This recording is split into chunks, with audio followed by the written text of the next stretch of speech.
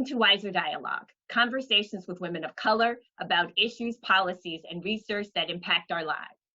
Today, my guests are Rebecca Dixon and Kemi Role. Rebecca is the Executive Director of the National Employment Law Project, and Kemi is the Director of Work Equity.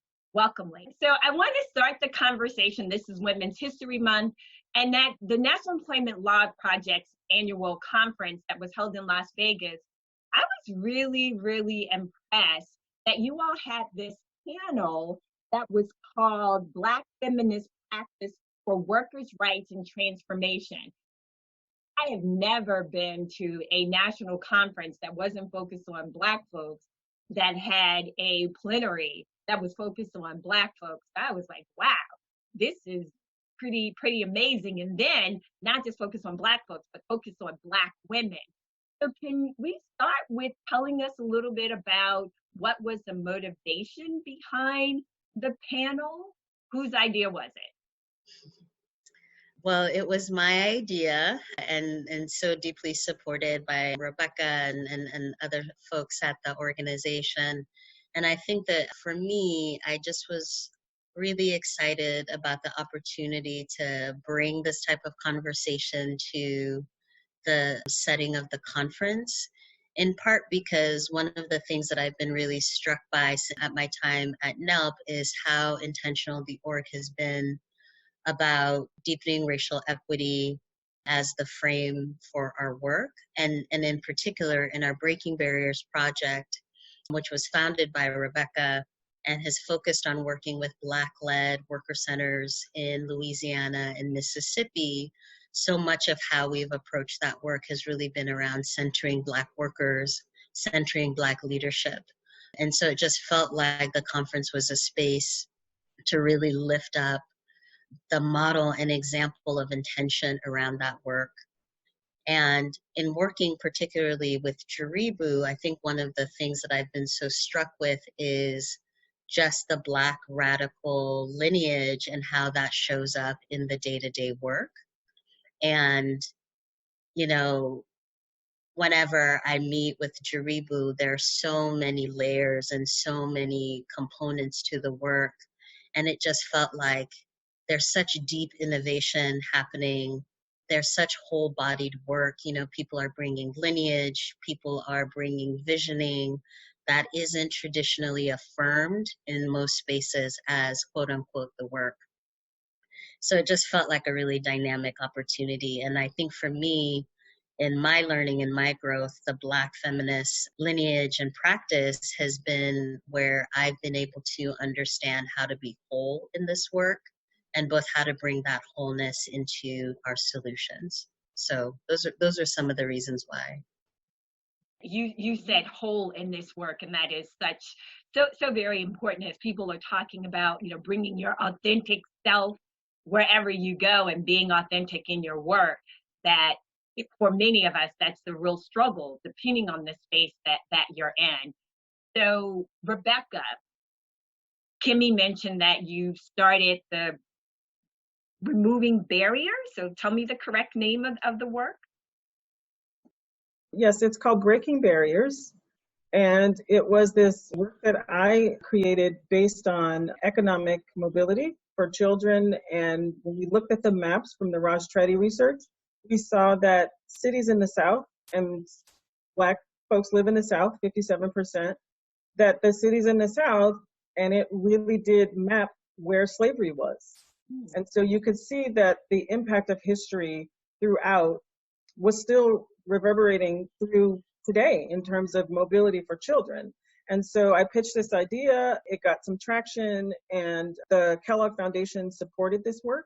And so we were able to embark on these deep partnerships with these worker centers that are led by women of color.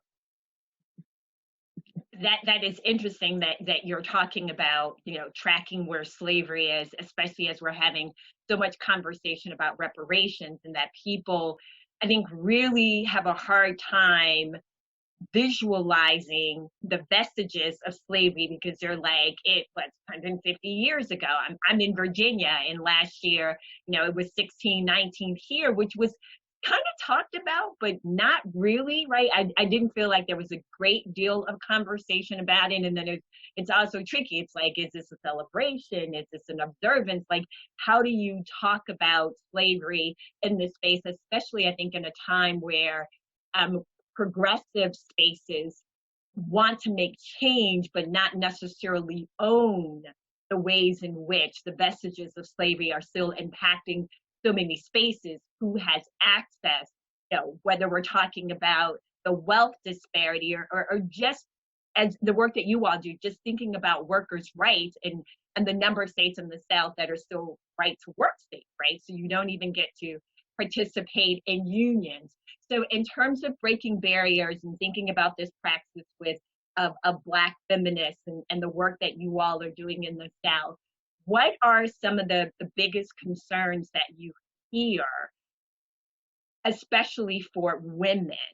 And tell me a little bit if you hear those differences, if there's a difference depending on whether we're talking about Black women or Asian women or Hispanic women or in spaces where there may be Native American women. Are those conversations the same, or are there differences? Or maybe I should ask, is there a common thread that you hear for all of these?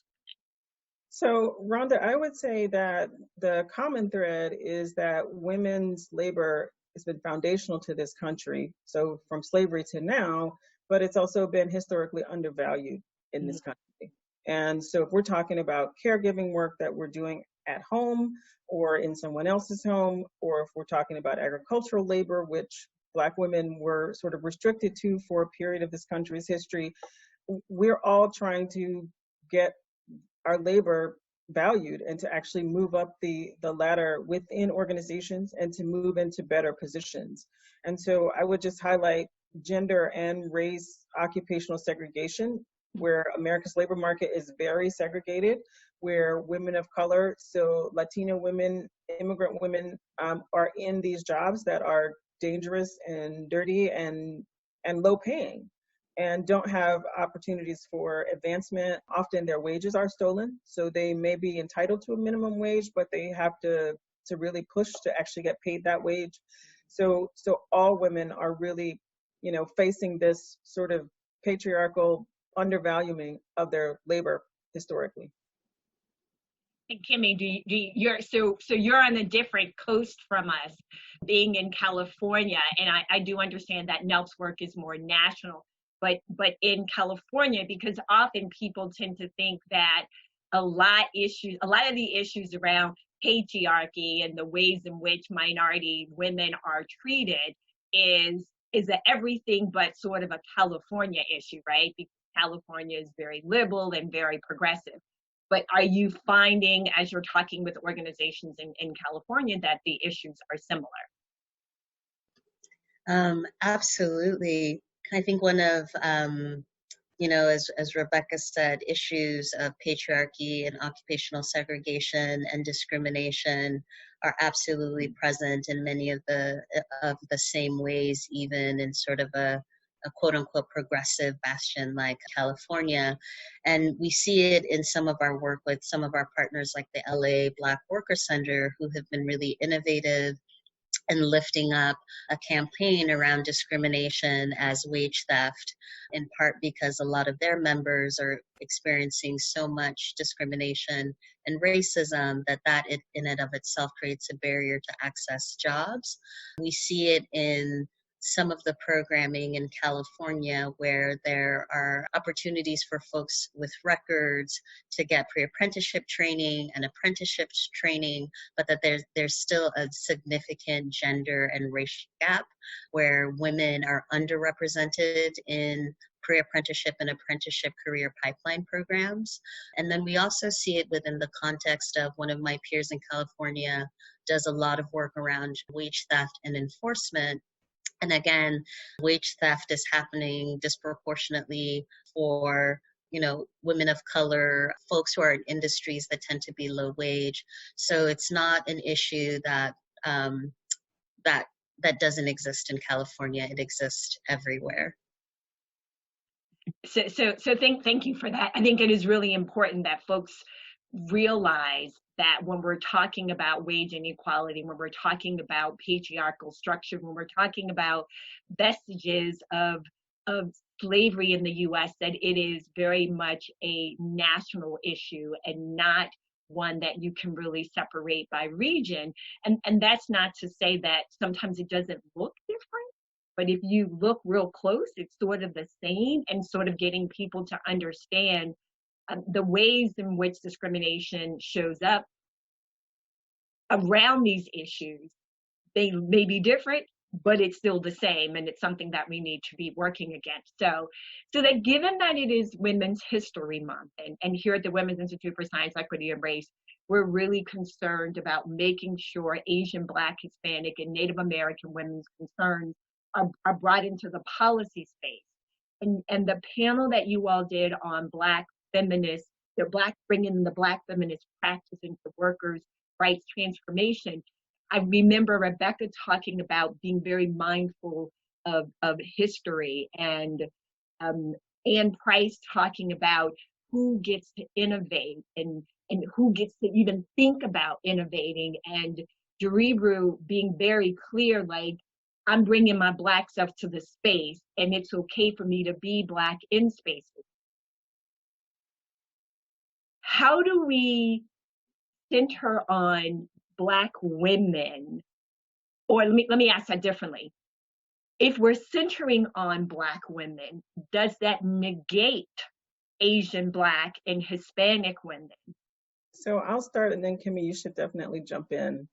We know that when we talk about, we started earlier talking about slavery. Well, we've also had, policy revolutions in this country, particularly during times of economic strain, like the Great Depression, and we know that the pandemic is happening right now, and maybe there's a window for some more change. But when we had the New Deal, we know that certain huge swath of people were left out of those things, right? So they were not given minimum wage. They didn't have overtime protection. They were left out of the right to organize. And it was done based on power, and the power was white men. And so the workers who were left out were agricultural workers and domestics, which at that time were overwhelmingly Black folks.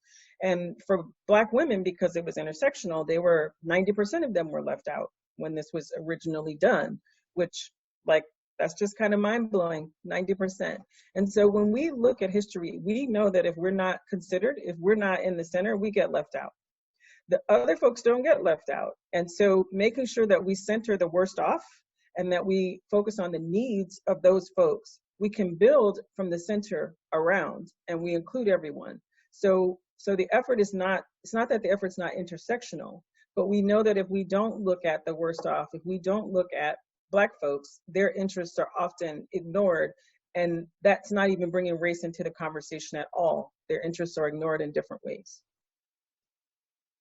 And one of the things that I said in part of the introduction at the panel was that it's so clear that anti-blackness is the fulcrum for so much of the structures in the US today, and particularly it's shaped our, sort of what our economic system looks like. And so for me, one of the powerful pieces of centering Blackness, and specifically centering Black women, is that it actually allows us to deepen our structural approaches, right? It gives us the opportunity to understand what are the layered ways in which this specific group of people have been deliberately and intentionally excluded from advances. And a lot of them, as Rebecca lifted up, have been sort of our pinnacle labor advancements that have excluded and have not had the same benefit for such a large group of people.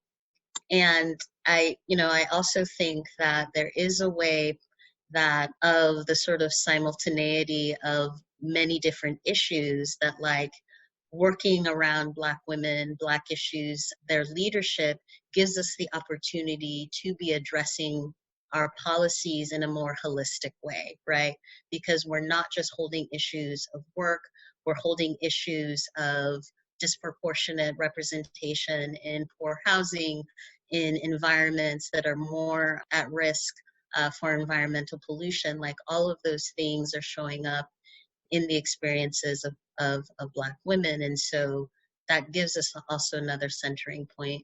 And I think too, one of the things that has been amazing, again, I call on the work from Mississippi, is that the work that and the lens that Jaribu and the Mississippi Worker Center for Human Rights brings is so centered on the geographic specificity and experience of the Deep South, of the ways in which white supremacy and racism show up in those spaces. And Jaribu has done a lot of intentional coalition building with immigrant and indigenous communities, because the ways in which, you know, issues around disproportionate incarceration are showing up are the same issues around disproportionate detention. And so it also gives us a place to deal with the ways in which white supremacy evolves over time. And Rhonda, I would just throw in that, like, in the full circle connection, we know that, you know, domestics and agricultural workers were Black women in the 30s, but now those are still women of color. They're just immigrant women and women from other parts of the diaspora that are in those jobs and are still left out of some of the protections in our labor market right now. I think, Rebecca, thank you. That's an excellent point. And I do think that it is one that people often forget, right? That when they say there's nothing new under the sun, and who is most vulnerable, there historically there's something common in that, and that is that the darker the skin, generally the more vulnerable you are, which means you have some affiliation with Blackness. I like the fact that we're talking about the most vulnerable. There are folks who are incredibly vulnerable in the US that we're not having a conversation about. So I do appreciate the explanation and thinking about the coalition building and being very specific to geographical spaces about what's happening. And then I also think I like, Kemi, what you said about Native American populations. I think especially when we're talking about issues of environmental racism, the ways in which, you know, space is used to harm us, you know, there are definitely some commonalities there, again, that I don't think that we have many conversations about. So one of the things that I like to ask all of my guests, and that is, you know, there's a myth out there that's being perpetuated. And I usually ask for one, but if you have more than one, I'll give you two. So if you will tell us what's the myth and then why it's the myth. So the myth is that universal colorblind policies are effective and that they lift all boats. And what we know is that we need to consider data, evidence, and history, and how folks are situated in relation to systems and their unique needs and challenges in order for us to create inclusive solutions. So I'm going to piggyback on that, Rebecca, because I remember you saying at the session that if you do not focus on Black people, and I think you might have even said Black women in particular, but I'll make sure that I put the link in for the panel so folks can go back and hear that you said you will unintentionally benefit white males. And I was like, wow. Right? Because yes. I don't think people think about, and if you're not centered on a particular group, who will actually benefit. Right. There's always a default. Like, even when we're saying we have universal policies, there's always a default that we're designing for. And it's usually able-bodied white males, right? That's been historically our default of who we design things for. And so we do need to be intentional if we want those things to be effective for other folks as well. Yes, so I have a few, but the first one that I'll lift up is that Black unemployment has been the lowest / Black employment has been the healthiest or most robust over the last few years. And that tells such an incomplete story because it doesn't tell the story that Black folks increasingly are overrepresented in gig work, as independent contractors, in non-full-time work. And so part of what we're seeing is that more people who are being staffed through temporary staffing agencies, more people who are taking on low-wage temporary work, more people who are having to pull together 2 to 3 jobs in order to meet their basic needs. So there's a very sort of false and incomplete story that's being told around Black employment, Black unemployment right now. And so it's just important that we have more nuance around that. The other one is that this I think particularly after the midterm elections, we always get this sort of ebb and flow, rise and fall of trust Black women. And I'm lifting that up as like, that feels sometimes as a little bit of a myth that people sort of parrot, because we're not actually trusting Black women in the implementation, in the operationalization of important things, such as ensuring that Black women-led organizations are being given appropriate funding. I think that there was a recent piece from the Groundswell Foundation that women of color-led organizations are only about 3 to 5% of grantees in the US right now. So it's still an incredible small number. So just ensuring that we are creating the structures, providing the resources, providing the visibility and leveraging the work Black women-led organizations in this time who are often sidelined or on the margins. And I think it also speaks to something you were talking about, Rhonda, around for all women of color, sort of the challenge with hypervisibility and invisibility, because they're definitely, and I always feel like that's a tool of white supremacy, that there are certain people who are lifted up to blanket certain and mask certain issues, but we do know that just because we have sort of a certain level of representation doesn't mean that there aren't issues that communities of color and women of color are having to address in the day-to-day. I'm going to be looking at work now thinking about, oh my gosh, like who's in this that is always very visible, and then who's in this that's invisible. So thank you both. I want to thank my guests, Kemi Role and Rebecca Dixon, both worked for the National Employment Law Project.